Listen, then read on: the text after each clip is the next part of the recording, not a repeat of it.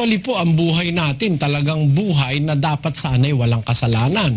Si Kristo po walang kasalanan nabuhay siya ng malusog Pakinggan nyo sa unang Pedro 2, ganito ating mababasa sa 22.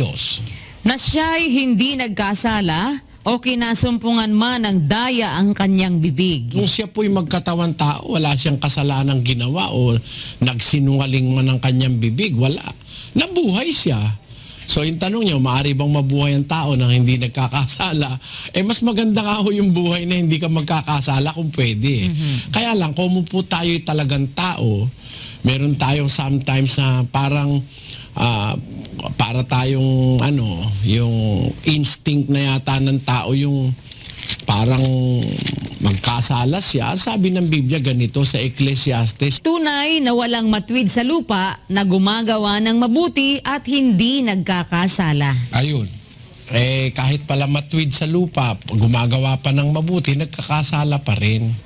Yan po ang kalagayan ng tao. Ang totoo, si Kristo lang naman po ang hindi nagkasala. Kaya yun ang katunayang hindi siya tao Kasi ang lahat ng tao nagkakasala. Unang Hari 8:46. Kung sila ay magkasala, laban sa iyo, sapagkat walang tao na di nagkakasala. Kung mapapansin nyo, sabi ng Biblia, walang tao na hindi nagkakasala. Pero si Kristo po hindi nagkasala dahil hindi naman siya talagang tao Nagkatawan tao lang siya.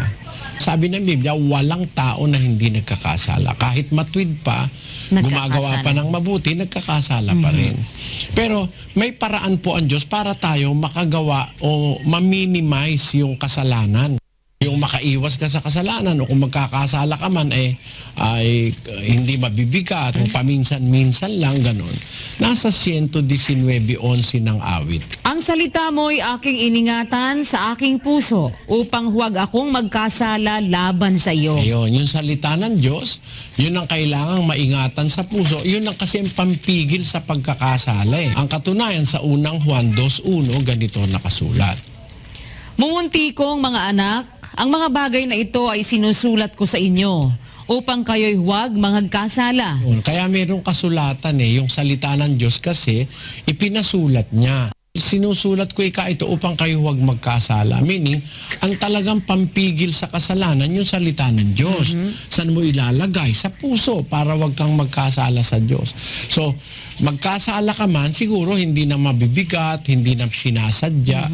Yung mga bunga lang nung nabigla ka o kaya hindi mo alam o kaya bunga ng kahinaan, yun naman pinapatawad naman ng Diyos yun.